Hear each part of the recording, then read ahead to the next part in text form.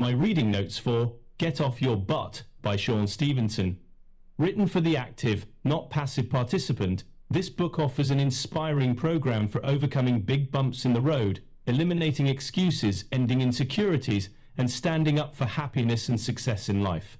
Based on the author's personal story, clinical training and work as a therapist, and extensive experience speaking and teaching, Get Off Your Butt shows how to overcome excuses for emotional paralysis, build self-confidence at work and at home, and achieve a higher level of success in career and relationships. Lesson 4.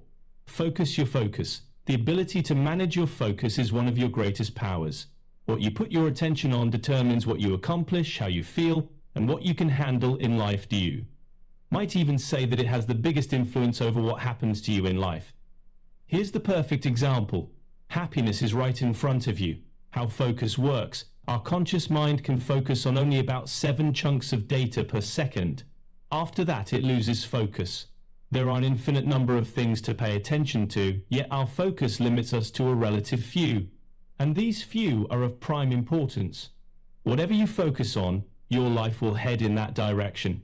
I believe I have found a foolproof recipe for misery. Focus on all the things you don't like and don't have in life, and don't think about anything else. It's that simple.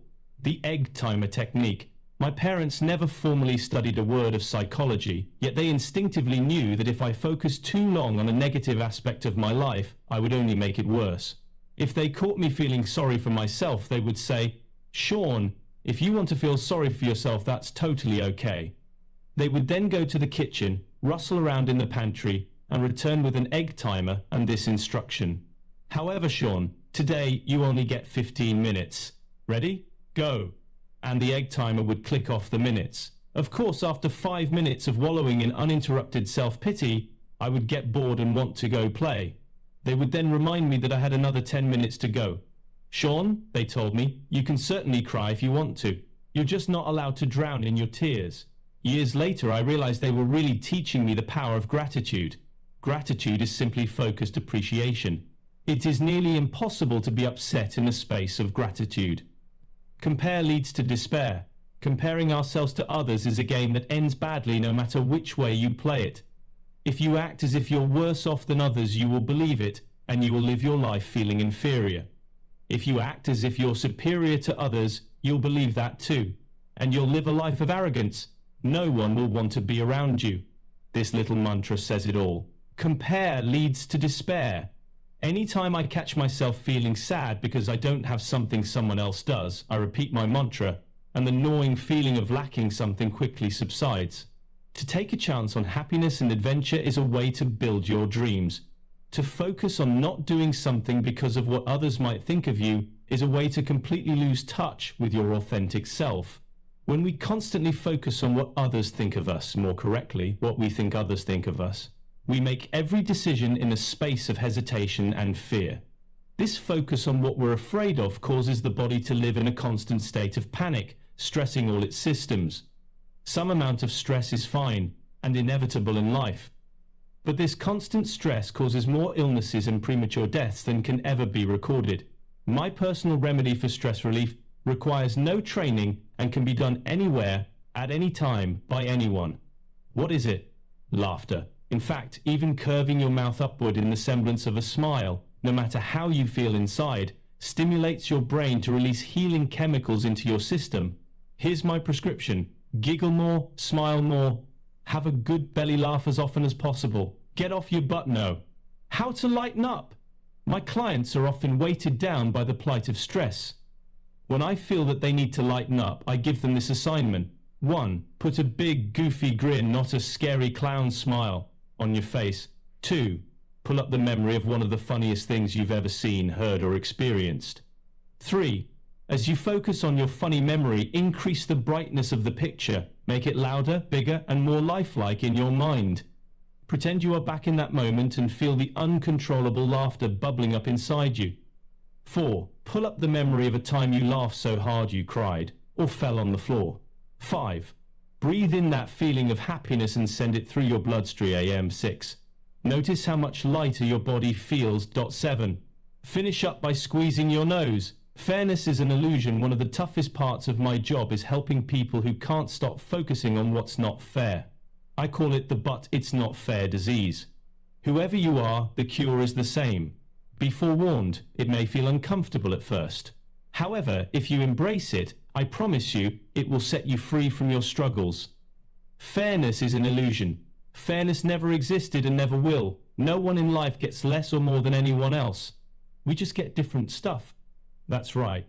No one is dealt a bad or a good hand in life. We're just dealt cards. It's up to us to stay in the game and play. Sure, some cards look better, but they're really not. If you look closely, you'll see that anything you feel has been taken from you, or never given to you at all, was replaced with other amazing opportunities and gifts. It's up to you to find them. That's right. No one is dealt a bad or a good hand in life. We're just dealt cards. It's up to us to stay in the game and play. Sure, some cards look better, but they're really not. If you look closely, you'll see that anything you feel has been taken from you, or never given to you at all, was replaced with other amazing opportunities and gifts. It's up to you to find them. It all comes down to what you focus on. I focus on what's great about my life. And that puts me head and shoulders over the guy who looks like Brad Pitt but is too busy focusing on what's not fair about his life. You and I are together on the path right now. Someday, we'll get to the end of our walk in the park. Until then, let's make sure we get everything we can out of life by focusing not on what we lack, but on all the things we love and are grateful for. One important thing for us to be grateful for is that we don't have to make this trip all by ourselves. We're fortunate to have the ability to bring other people into our lives. Choose your friends wisely. It all began with an innocent question. Gary, I asked, if you had the opportunity to share only one piece of advice with someone on how to succeed, what would you tell him? Only one piece? Okay, here it is. Be careful who you complain to. Sean, he explained. A real friend is someone you call when you're having a bad day. Think about it. Do you call your obnoxious neighbor, your boss, or your enemy on a bad day? No, you call your friend. I couldn't argue with that. So, he continued, what type of response would a real friend have to your complaints? He didn't wait for me to answer. Here's my rule of thumb, he said. A good quality friend won't join in with you. They will either help you fix the issue or help you let go of the negativity you're tangled up in. I've seen so many people get off their butts and make huge strides in their health, wealth, and relationships, only to be shot down and torn apart by their friends. We become exactly like those we hang out with most, and you place yourself in an environment, you eventually become the environment. It's inevitable. The truth is, if you take action on all the other lessons in this book but overlook this one, everything you've achieved will eventually be undermined. It's a sad truth, but we humans often make horrible choices in the company we keep. Sean Stevenson. With a foreword by Anthony Robbins, Get Off Your Butt, How to End Self-Sabotage, and Stand Up for Yourself, my reading notes for Get Off Your Butt by Sean Stevenson. Written for the active, not passive participant, this book offers an inspiring program for overcoming big bumps in the road, eliminating excuses, ending insecurities, and standing up for happiness and success in life.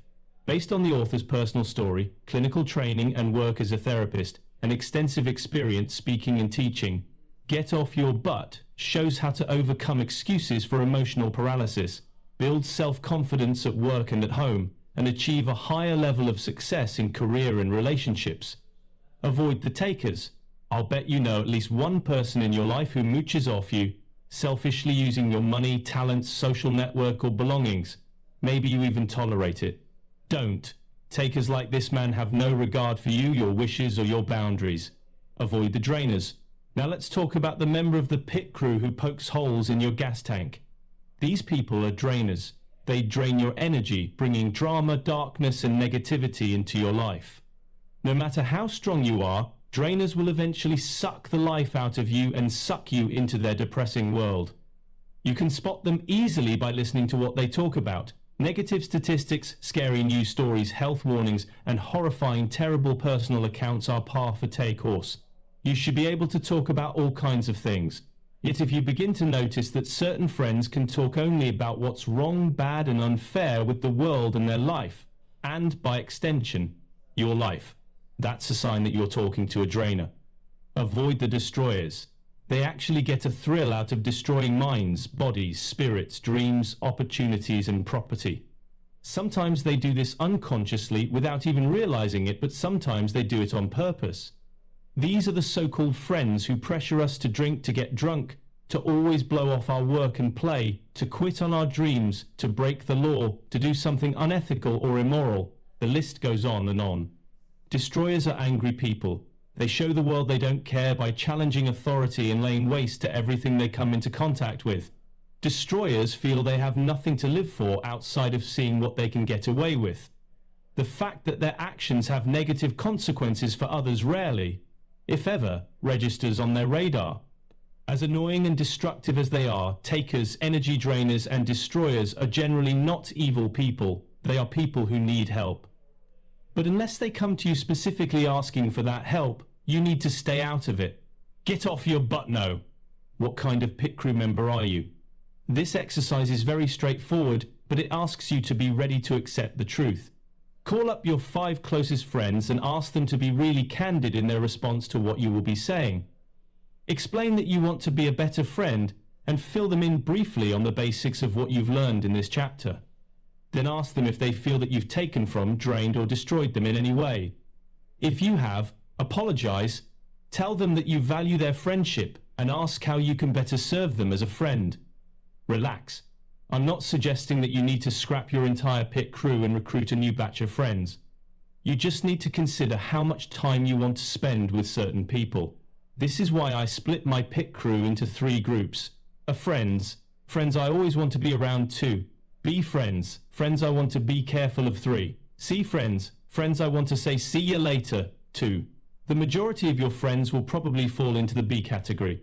Sometimes they seem positive and supportive like a friends, and at other times they're negative and destructive like C friends.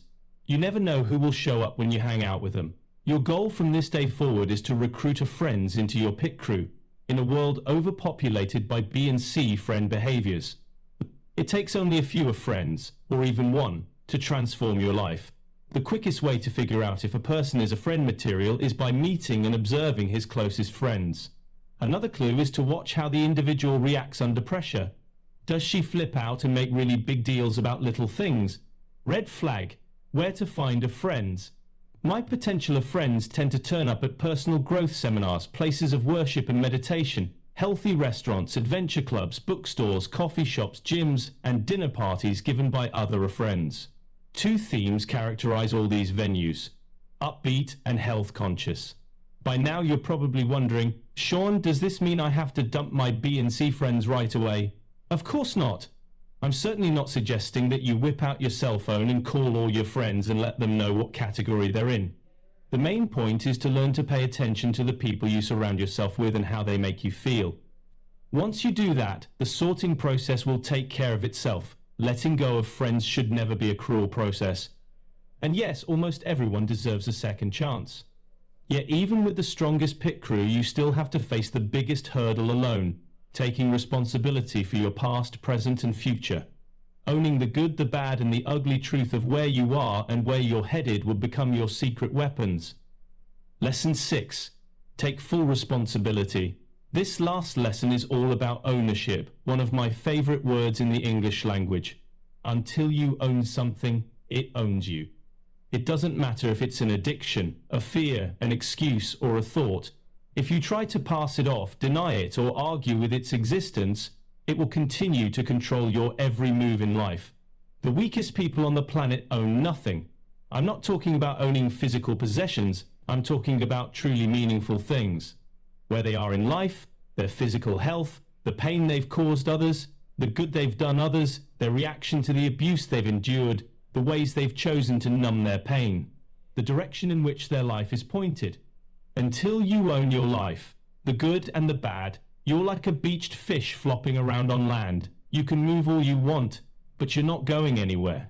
The Freedom Formula. One of my wisest and most educated mentors is Dr. Matthew James, president of American Pacific University. He taught me a formula that helped me take ownership of my life, and that is responsible for ending self-sabotage and allowing me to develop into the man I am today. This formula is so simple you might gloss right over it, yet the best solutions are almost always simple. It's our problems that are complex. The more I test out this formula, the more it proves itself right, continually strengthening my commitment to it. Unfortunately, if a client will not agree to work with this formula, I am forced to end the session and refund his money. Why? Because without acknowledgement of and commitment to this formula, all other therapeutic techniques will fail. This is the formula. C greater than E. C? I told you it was simple. C stands for cause and E stands for effect. Cause is greater than effect. Each of us is living on one side or the other of this formula. No matter which side we live on, we always get effects. The question is, are these the effects we want? When you live at the cause end of the formula, you are the conscious mover of your life. When you are living at the effect end of the formula, things just seem to happen to you. You are not in charge of your own life. Let's take a closer look at what it means to live at cause and what it takes to live at effect. Sean Stevenson. With a foreword by Anthony Robbins, Get Off Your Butt. How to End Self-Sabotage and Stand Up for Yourself. My reading notes for Get Off Your Butt by Sean Stevenson. Written for the active, not passive participant, this book offers an inspiring program for overcoming big bumps in the road, eliminating excuses, ending insecurities, and standing up for happiness and success in life. Based on the author's personal story, clinical training and work as a therapist, and extensive experience speaking and teaching, Get Off Your Butt shows how to overcome excuses for emotional paralysis, build self-confidence at work and at home, and achieve a higher level of success in career and relationships. Living at cause. We can tell that we're living at cause when we have the results we really want out of life. This equation doesn't judge what we want, it simply measures where we are in life. Do you have what you want? If you do, then you're already living at cause. If you don't have what you really want, though, you'll need to change your way of thinking and acting. And that means taking responsibility for what happens to you. When you live at cause, you take full responsibility for everything that you have attracted into your life, the good and the bad. We've all attracted negative scenarios, people, and events into our lives. Living at cause doesn't mean feeling guilty or ashamed of what you have attracted to yourself. It means understanding that you are responsible for your actions. It is about owning your life and how it has transpired every step of the way. Living at effect. You are living at effect if you have a pile of reasons for why you don't have what you want in life. Oh, how we love our reasons. Reasons are just excuses in fancy packaging. A reason is a two-syllable word for but, something we feel justified to sit back on in life. We're living at effect every time we blame someone or something else for our condition or status in life. The more we blame, the weaker we get, and the further we travel away from what we want most in life. Effect is where most people live. In fact, most of this planet is living at effect. The evidence is everywhere to be seen. Divorce, disease, bankruptcy, depression, alcoholism, obesity, and the loss of the desire to live. It cripples people emotionally, mentally, and spiritually, much more profoundly than my brittle bones disorder. I'm often tempted to take out an ad in all the newspapers saying, "You are at the source of being fat, sick, tired, broke, angry, depressed, and lonely. Stop blaming your boss, family, neighbor, lover, government, society, or God. You are the one at the scene of the crime every time something goes wrong in your life. Stop looking for a fall guy, a scapegoat, or an innocent bystander to pin your problems on.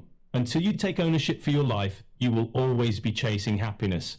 I once explained the freedom formula to a client of mine, a woman who had been severely abused. She burst out in tears and said, "Are you saying I'm at fault for my father beating me as a child?" "Of course not," I replied. "This isn't a matter of being at fault for being abused. This is a matter of being responsible for how you act in response to those events now. When you were little, you were right to do everything you needed to do to protect yourself. The question is, are you still curling up in a ball to fend off the blows of life, or are you standing tall? If you don't clean up a yard full of trash, you will breed diseases, smells, and god-awful sights. I'm responsible for my yard and for how it is kept. I am responsible for how I allow others to treat me. Get off your butt now. What trash are you holding on to? It's time to get your hands dirty, ready to do some work. In your get off your butt now. Journal. Make a list of 5 people or events that you have allowed to litter your yard for too long. When you take out the trash that's been littering your life, you will make room for positive change to occur. Until you stop living on the effect side of the equation, no quantity of self-help books, seminars and coaching will help you. Setting down your pity pipe isn't comfortable or easy. At first you may feel the anger, sadness or confusion that your pity has been dulling all these years. The power of cause. Living at cause may seem like a difficult thing to do. It is, at first. When you live at cause, you can't pass the buck. You can't get out of doing the tough stuff. Ultimately, however, you will be granted access to a world most people can experience only vicariously. People get rich, he explained, when they shut up, stop whining, and get a life. I'm going to take the gloves off here. You can pretend to the world as much as you want that you've got it all together, disguising yourself as a fitness buff who has lots of money and a great job and a great relationship. But when you put your head on the pillow every night, you know full well that you're unhappy with what you weigh, how much money is in your bank account, the sorry state of your romantic and emotional relationships, and the enormous amount of energy you have to put out every minute of every day to keep the world from finding out what a fraud you are. Don't kid yourself. Anyone with sensory acuity can see what's going on. Once I stopped talking about action and started taking action in my business, everything turned around. Not overnight, of course. I had to work on what I wanted and wait for the results. Living at cause will immunize you from the but it's not fair disease. You'll be able to look at everything that happens and know that it serves you either as a reward for your effort or as a learning experience for a course correction. This is the open secret about why I'm so content with my life. I believe that I'm responsible for handling anything that falls in my yard. That means I can feel deserving of the money I make, the women I attract, the accomplishments I rack up, and all the amazing people I have in my pit crew. No good thing happens to me by accident, not in my self-appointed reality. On the flip side, I understand that anything in my life that I don't like, anything that's uncomfortable, inconvenient, or even horrifying, is something that can teach me an extremely valuable life lesson. The smallest things in life can grow into obstacles that bring us to our knees if we don't pay attention and own them. Yet the simple act of owning them shrinks them back down to size. I'm done with waking up every day, scared that life is just a chaotic game of chance. I see it as a beautiful living structure of opportunities that I bring into my existence. Skeptics are individuals trying to make sense of everything. I like skeptics. They are open to believing new things if evidence is produced showing that they are wrong. Cynics, in contrast, are looking to prove that they are right. If you produce evidence that they are wrong, they will either run away, attack you, or throw a tantrum. I don't take this personally. It's not a matter of being perfect. It's a matter of no longer repeating past negative behaviors once you realize that they've been running your life. It may sound harsh, but here's what I've found. If they choose not to use the connection techniques I taught them, they'll continue to struggle at if. They go home and keep talking to themselves like an enemy, beating themselves up at every turn. They'll continue to struggle at if. They take on the body language of someone afraid of her own shadow. They'll continue to struggle if. They focus on all the things they don't want and don't have and that aren't fair. They'll continue to struggle if. They go back to their negative pit crew and do nothing to change it. They'll continue to struggle if. They choose to blame everyone and his dog for their problems, living at effect. You can finish the sentence by now. My breakthrough process only works if you do your assignments. Don't get me wrong, there is magic in these pages. It's up to you to apply the lessons and do the activities. If you work the lessons actively, choosing to live at cause, watch out world. One last thing. Allow me to leave you with this parting piece of wisdom. One of my mentors, Eben Pagan, once asked me, Sean, when does a person learn something? I thought about it and said, when they retain the information they set forth to absorb. Wrong, he replied. Learning doesn't occur until a behavior has changed. As long as you know something intellectually but you've yet to put it into practice, you haven't learned it at all.